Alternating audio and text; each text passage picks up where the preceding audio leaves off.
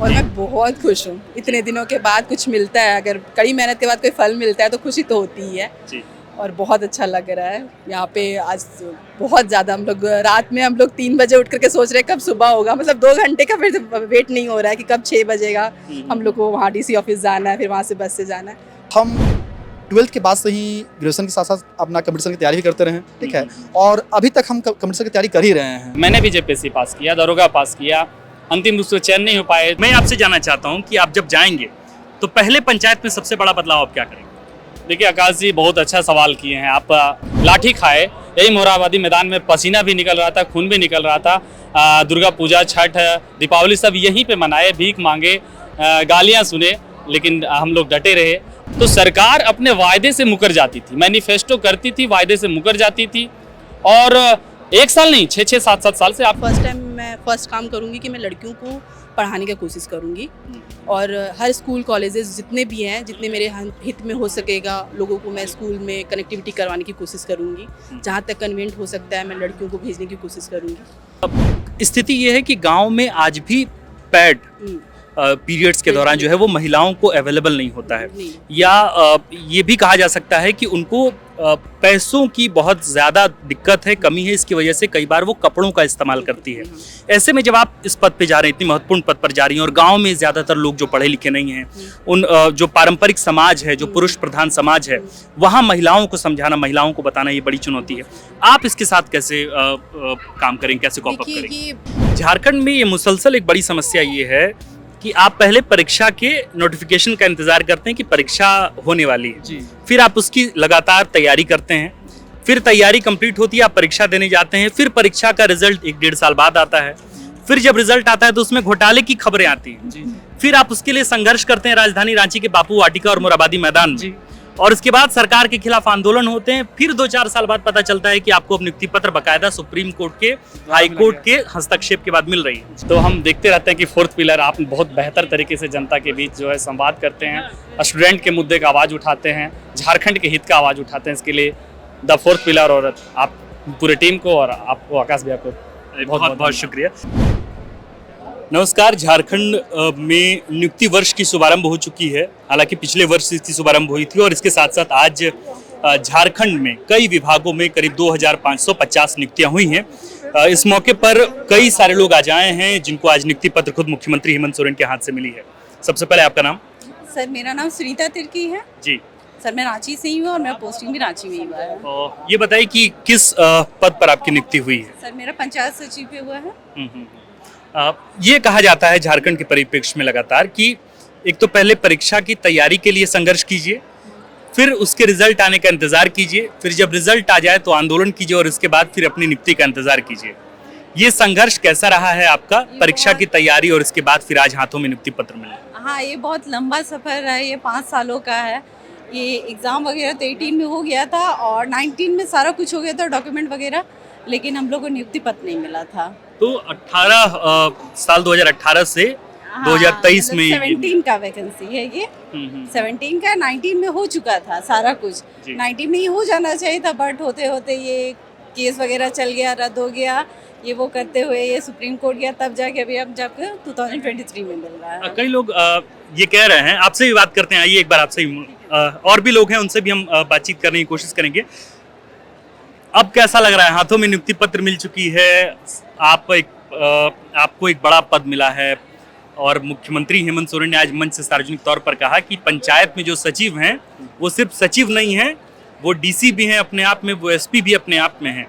मुख्यमंत्री के उस घोष और आपको जो आज नियुक्ति पत्र मिला है, कैसे दिखता है? निश्चित रूप से 6 वर्ष की अंततः संघर्ष के बाद सफलता मिली है तो खुशी तो है जी, और इसके लिए हम माननीय जो उच्चतम न्यायालय हैं, छात्र हैं और हमारी सरकार जो है उनको निश्चित रूप से धन्यवाद देते हैं। रही बात जिम्मेवारी की, तो जिम्मेवारियों को हम लोग जो भी कर्तव्य है उन्हें हम ईमानदारीपूर्वक निर्वहन करेंगे।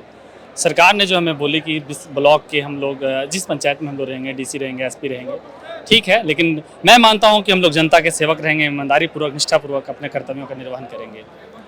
और ये नियुक्ति जो है, मैं अपने माता पिता, अपने गुरुजनों को, अपने दोस्तों को जिनने हमारे जेएसएससी में साथ दिया, यही मोरहाबादी के मैदान में लाठी खाए, यही मोरहाबादी मैदान में पसीना भी निकल रहा था, खून भी निकल रहा था। दुर्गा पूजा, छठ, दीपावली सब यहीं पे मनाए, भीख मांगे, गालियाँ सुने, लेकिन हम लोग डटे रहे और संघर्ष की गाथा आज इस मोरहाबादी मैदान में मिली और तब जाकर के आज नियुक्ति मिली है।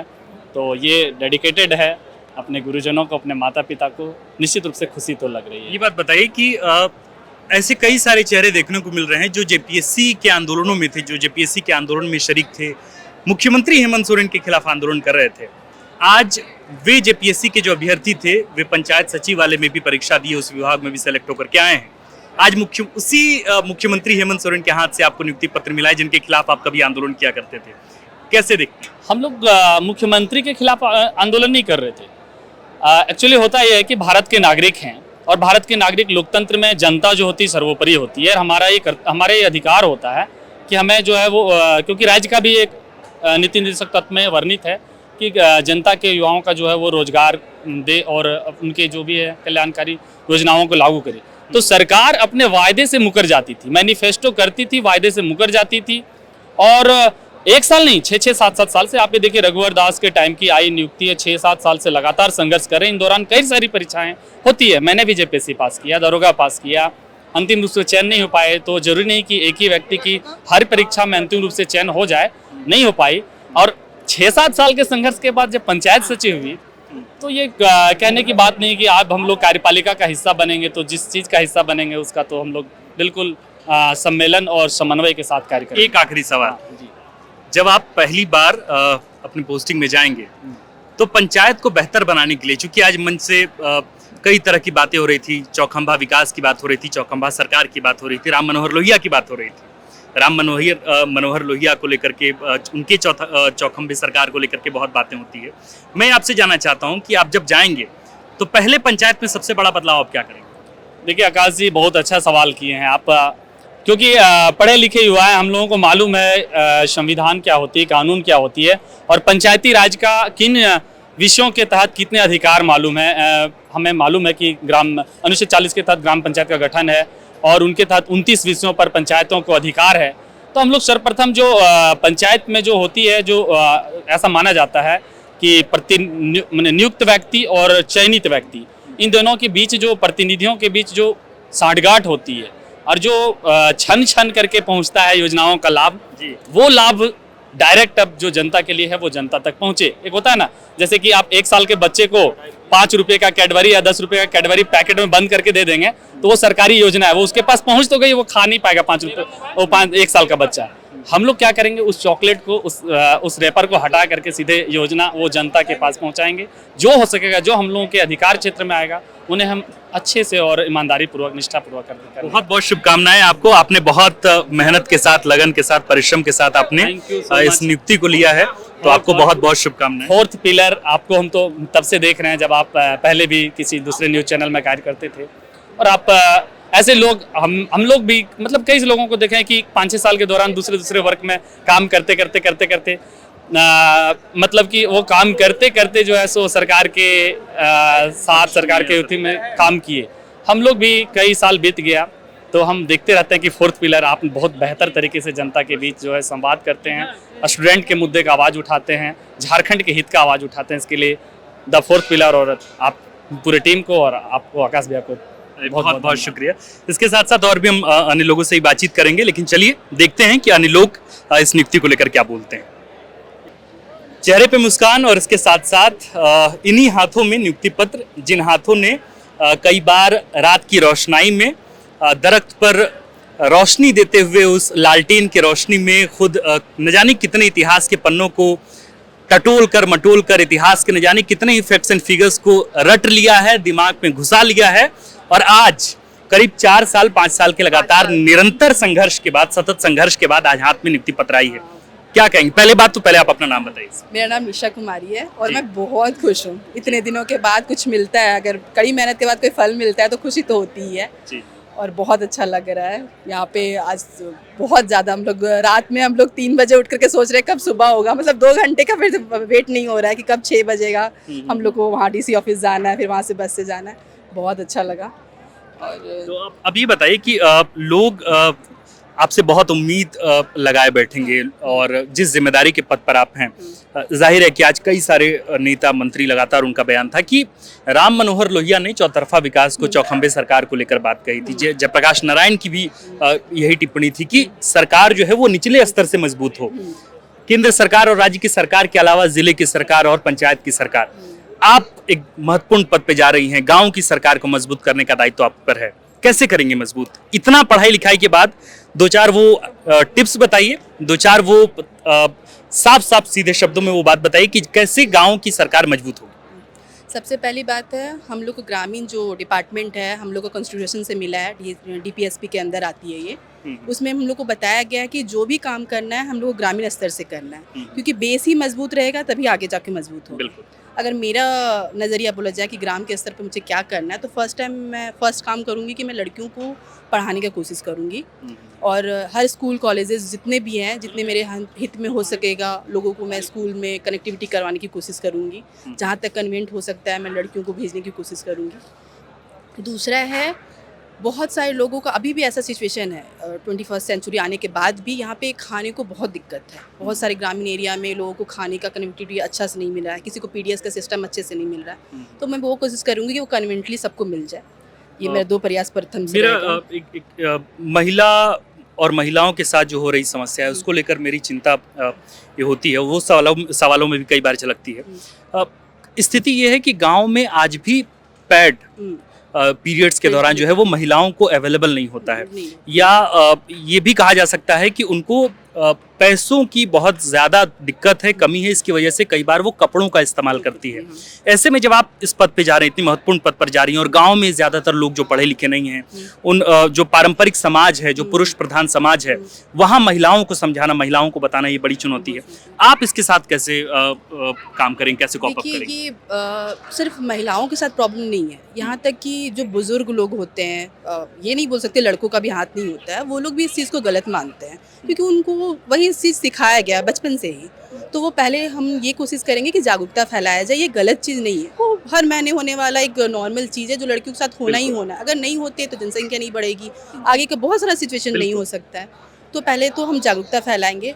और लास्ट 4 साल पहले आई थिंक राजस्थान में एक पैड एटीएम का ओपन हुआ था, वो मेरे को बहुत अच्छा लगा था। मैं कोशिश करूँगी ऐसा एटीएम ना कराया जाए तो फ्री में कुछ देने का, हर महीने कुछ देने का प्रयास करूँगी, मुझे बहुत अच्छा लगेगा। मुझे उम्मीद है कि आप एक जिम्मेदार पद पे जा रही हैं, अपनी जिम्मेदारियों को सहर्ष स्वीकृति से स्वीकार करेंगे और बहुत जिम्मेदारी के साथ अपना काम करेंगे। आपको बहुत बहुत शुभकामनाएं। आपसे भी बातचीत करते हैं। आपका नाम क्या है? मेरा नाम सूरज कुमार हुआ, चतरा से। पहले तो ये बताइए सूरज जी की रात की नींद कैसी रही, उसमें कोई खलल रहा या फिर उत्साह में आपने पूरी रात अपने नियुक्ति पत्र के इंतजार में गुजारी? थोड़ी तो नियुक्ति पत्र के इंतजार में गुजरी, ठीक है ना। थोड़ी तो बेचैनी थी कि हाँ कल हमें नियुक्ति पत्र उतने लंबे संघर्ष के बाद, उतने लंबे इंतजार के बाद मिल रहा है, इसकी थोड़ी बेचैनी थी। इंतजार भी था लंबा और वह भी पूर्ण हो गया। अच्छा ये बताइए कि झारखंड में, ये सवाल मैंने और भी अपने साथी से पूछा कि झारखंड में ये मुसलसल एक बड़ी समस्या ये है कि आप पहले परीक्षा के नोटिफिकेशन का इंतजार करते हैं कि परीक्षा होने वाली है, फिर आप उसकी लगातार तैयारी करते हैं, फिर तैयारी कंप्लीट होती है, आप परीक्षा देने जाते हैं, फिर परीक्षा का रिजल्ट 1-1.5 साल बाद आता है, फिर जब रिजल्ट आता है तो उसमें घोटाले की खबरें आती हैं, फिर आप उसके लिए संघर्ष करते हैं राजधानी रांची के बापू वाटिका और मोराबादी मैदान में, और उसके बाद सरकार के खिलाफ आंदोलन होते हैं। फिर 2-4 साल बाद पता चलता है कि आपको अब नियुक्ति पत्र बकायदा सुप्रीम कोर्ट के, हाई कोर्ट के हस्तक्षेप के बाद मिल रही है। ये जो पूरा प्रक्रिया है, इसको बतौर सचिव आप अब चूंकि एक जिम्मेदार पद पर हैं, आप कैसे देखते हैं? और क्या जब सरकार के पास मुख्यमंत्री हेमंत सोरेन से कभी आपकी मुलाकात होगी तो इस मसले पर कभी आप रायशुमारी करेंगे? सरकार को इस पे हस्तक्षेप करना चाहिए, उस पर अपना कंट्रोल रखना चाहिए कि नहीं, जाम जल्द से जल्द हो, रोजगार जल्द से जल्द मिले, ठीक है ना। और नियुक्ति प्रक्रिया की जो टाइमिंग है वो कम हो सके, इसमें कोई विघ्न ना हो, और ऐसे नियमावली बनाए जिससे वो कोर्ट में फंसे नहीं, ठीक है ना, और सभी विद्यार्थियों का पूर्ण हक मिले उससे, ठीक है ना।